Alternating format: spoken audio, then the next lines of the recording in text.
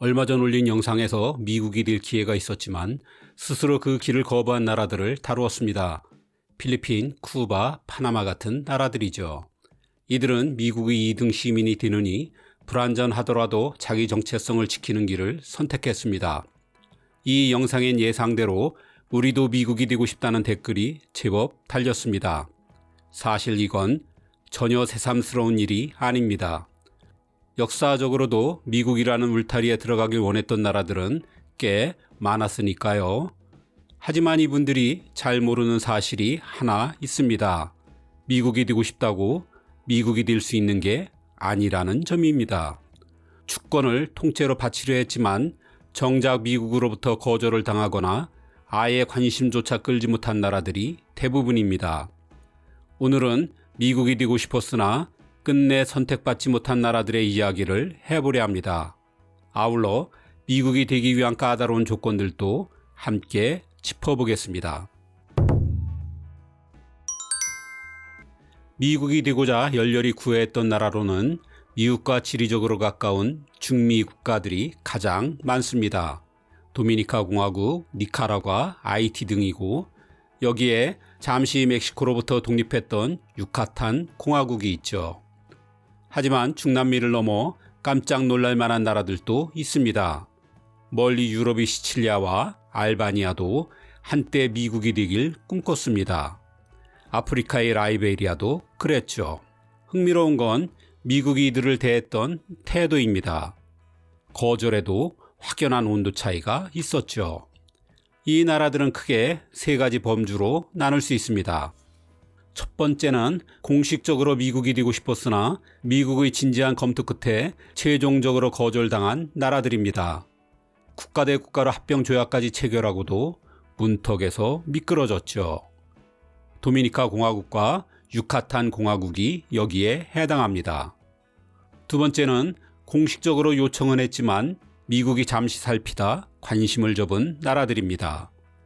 미국이 제안을 듣긴 했으나 실익이 적거나 위험하다고 판단한 거죠. 라이베리아와 알바니아가 대표적입니다. 세 번째는 해당 국가에서 미국이 되고 싶다는 여론이 들끓었으나 정작 미국은 아예 관심조차 두지 않은 나라들입니다. 철저한 짝사랑이죠. 시칠리아와 니카라과 그리고 하이티가 이 범주에 속합니다. 대체 이 나라들은 어떤 사정이 있었길래 이토록 미국에 매달렸던 걸까요? 그리고 미국은 왜 매정하게 거절한 걸까요? 이제 그 중에서도 극적이었던 네 나라의 이야기를 조금 더 깊이 들여다봅니다. 우선 영토는 탐났지만 사람은 받기 싫었던 도미니카 공화국입니다. 시점은 1869년 남북전쟁 직후입니다. 전쟁을 끝내고 내부 재건과 외부 팽창을 동시에 고민하던 미국에 파격적인 제안이 날아듭니다. 도미니카 공화국 대통령이 나라 전체를 미국에 주겠다며 합병을 요청한 겁니다. 당시 도미니카 공화국의 상황은 절박했습니다. 정치는 끝없는 내전으로 불안했고 재정은 이미 파산 상태였죠. 언제 다시 유럽 열강이나 이웃 나라인 하이티가 침공할지도 알 수 없었습니다. 도미니카의 엘리트들에게 미국은 유일한 탈출구였죠. 남북전쟁의 영웅이었던 율리시스 그랜트 대통령도 혹했습니다. 도미니카는 카리브해를 장악할 전략적 요충지였죠. 게다가 흑인 해방 이후 극심해진 미국 내 인종 갈등을 해소하기 위해 흑인들을 이주시킬 장소로도 적당해 보였습니다. 실제로 그랜트 행정부는 합병조약에 서명했고 이를 상원에 제출했습니다.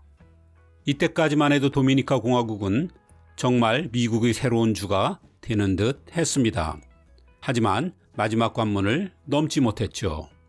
미 상원에서 예상과 달리 부결을 시킨 것입니다.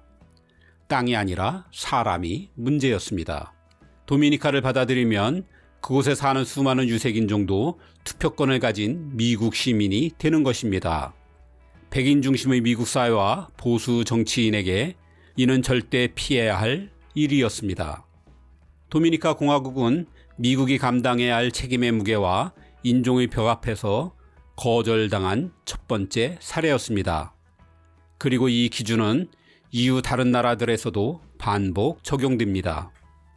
다음은 멕시코 반도 끝자락에 있던 유카탄 공화국입니다.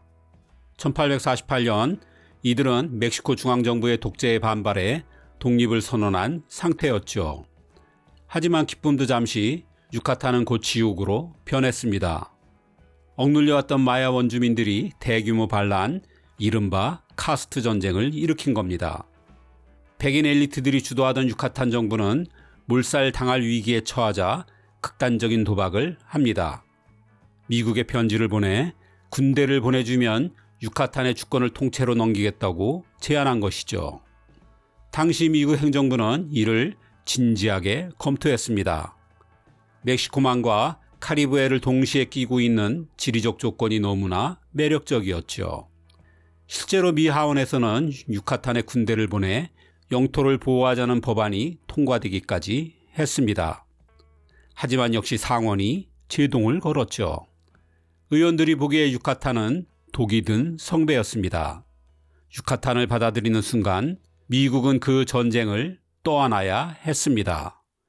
도미니카보다도 문제가 더 복잡하고 무엇보다 비용이 너무 든다는 판단을 내리게 되었죠. 미국이 머뭇거리는 사이 유카탄 공화국은 붕괴했고 다시 멕시코에 흡수되었습니다. 이 사례는 미국의 원칙을 다시 한번 확인시켜 주었습니다. 아무리 전략적 가치가 있는 땅이더라도 득보다 실이 크다는 계산이 서면 바로 포기한다는 점입니다. 도미니카에서는 사람이 문제였다면 유카탄에서는 전쟁과 돈이 문제였던 셈입니다.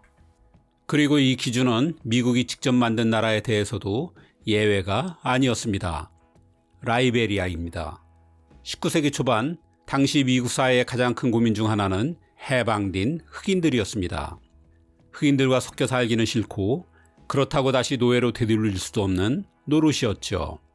그래서 나온 해결책이 미국 식민협회를 통한 아프리카 이주 프로젝트였습니다. 이들은 서아프리카의 땅을 사들여 해방 노예들을 이주시켰고 그렇게 세워진 나라가 라이베리아입니다. 이주한 흑인들은 스스로를 아프리카인이 아닌 미국인이라 믿었습니다. 미국을 베껴 헌법과 국기를 만들고 영어를 썼으며 제임스 멀로 미국 대통령의 이름을 따 수도를 멀로비아라고 지었죠. 그러면서 조만간 자신들도 정식 미국인이 될 것으로 기대했습니다. 하지만 미국은 냉정했습니다. 그 멀리 보낸 흑인들을 다시 미국인으로 받아들인다는 건 있을 수 없는 일이었죠. 라이베리아를 합병할 경우 아프리카의 복잡한 식민지 분쟁에 휘말릴 것도 염려되었습니다. 이주 흑인과 현지 흑인 간의 토지 분쟁도 골칫거리였죠. 결국 라이베리아는 1847년 어쩔 수 없이 독립하게 됩니다. 영국 같은 서구 열강의 침탈을 막기 위해선 그나마 공식 국가의 타이틀이라도 갖는 게 유리했기 때문입니다. 하지만 이들은 훗날 끔찍한 대가를 치러야 했죠. 고작 $300어치의 잡동사니를 대가로 땅을 넘겨야 했던 원주민 흑인들, 그리고 이들을 지배했던 이주 흑인들 사이에 갈등이 폭발하며 최악의 내전으로 치달았습니다. 마지막 사례는 대서양 건너 유럽의 시칠리아입니다. 1943년 미군이 시칠리아에 상륙하며 파시스트 정권이 무너집니다. 오랜 전쟁과 가난에 지친 시칠리아 사람들에게 미군은 점령군이 아니라 초콜릿과 밀가루를 가진 구세주였습니다. 이때 기묘한 운동이 시작되었습니다. 이탈리아를 떠나 미국의 49번째 주가 되자는 합병 운동이었죠. 시칠리아의 재건당 같은 정당은 미국 편입을 공식 당론으로 내걸었고 미 군정에 서한을 보내 시칠리아를 미국에 편입해달라고 요청합니다. 거리에는 별이 하나 더 찍힌 성조기까지 등장했죠. 여기에는 시칠리아 마피아들도 깊숙이 개입했습니다.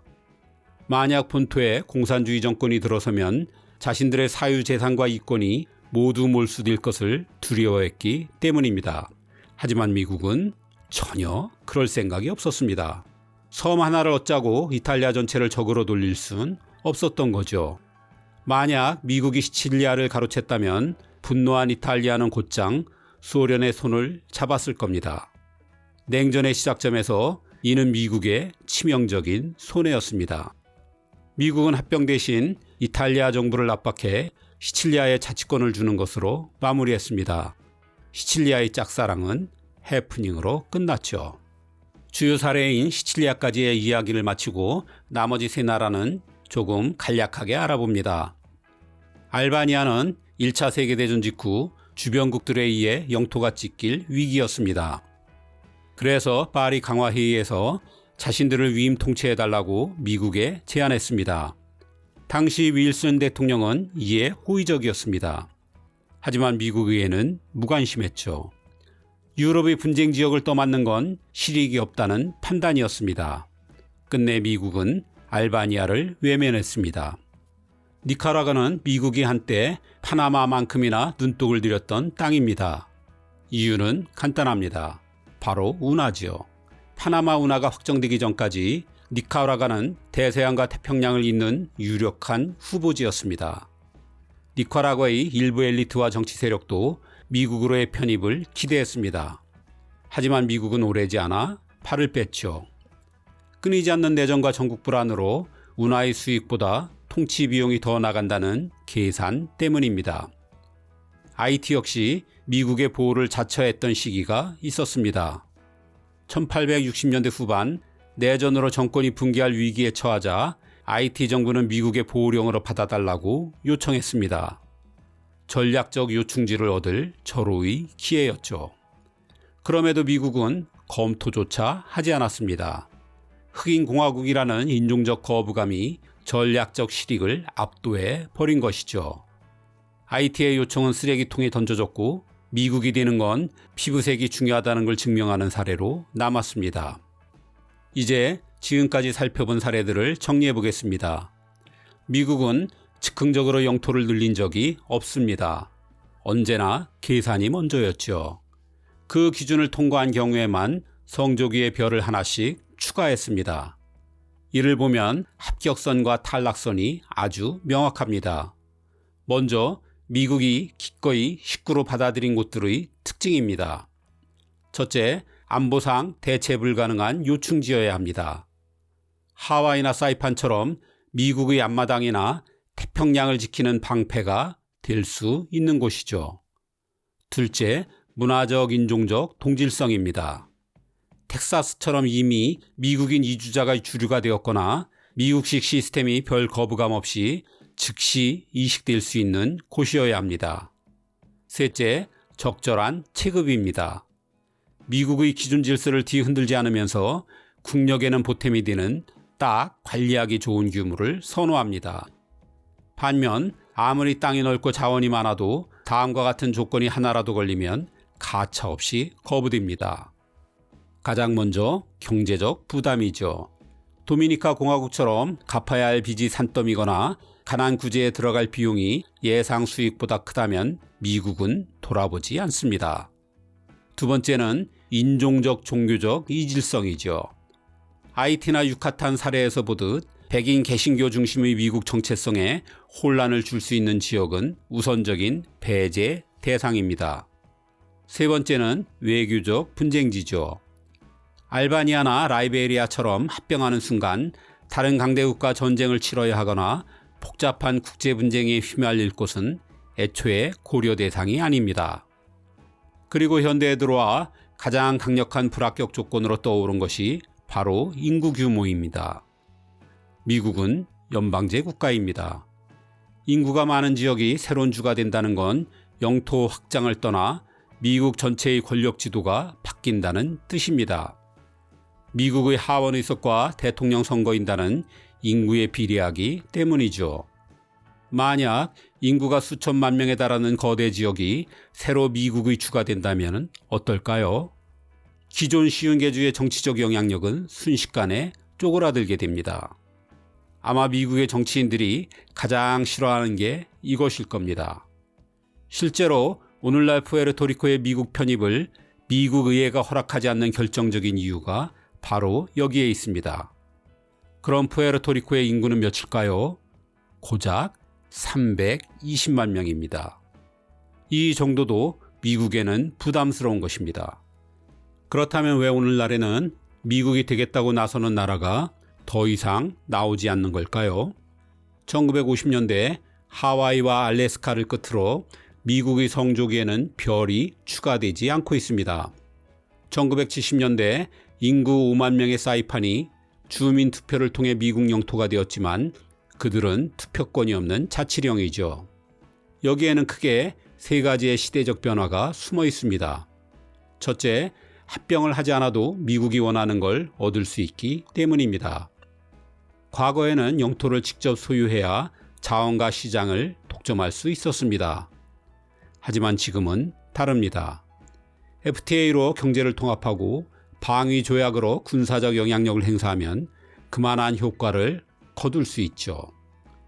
굳이 그 나라 국민의 복지와 연금까지 책임지는 비싼 비용을 들여가며 식구로 들일 이유가 없습니다.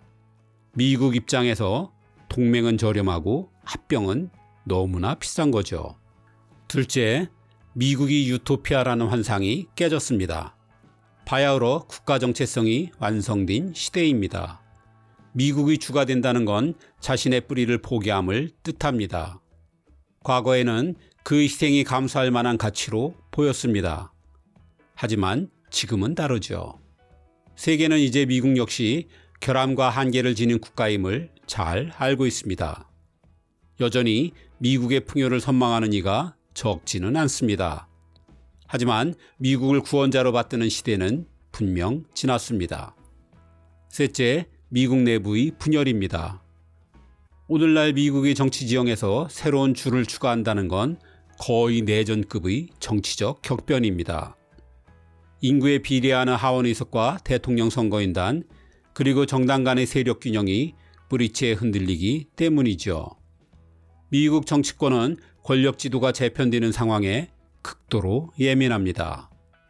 그래서 기존의 질서를 지키기 위해 누굴 받아들이기는커녕 더는 아무도 들어오지 못하게 문을 닫은 상황인 거죠. 20세기 초까지의 미국은 성장 중인 국가였습니다. 땅이 곧 국력이었고 영토 확장은 생존 전략이었습니다. 하지만 지금의 미국은 이미 대륙 국가이고 이미 패권국이며 이미 전 세계에 군사기지를 깔아놓은 나라입니다. 새로운 줄을 만들 여력도 없지만 사실 그럴 이유조차 없는 거죠. 따라서 지금의 시대는 어떻게 미국이 되느냐가 아니라 미국과 어떤 관계를 맺느냐가 생존의 핵심입니다. 성조기의 별은 앞으로도 꽤 오랜 시간 늘어나지 않을 것입니다. 미국이 고수해온 까다로운 기준을 여전히 바꿀 이유가 없기 때문이죠. 이 영상의 주제에 대해선 이 정도면 충분한 것 같습니다.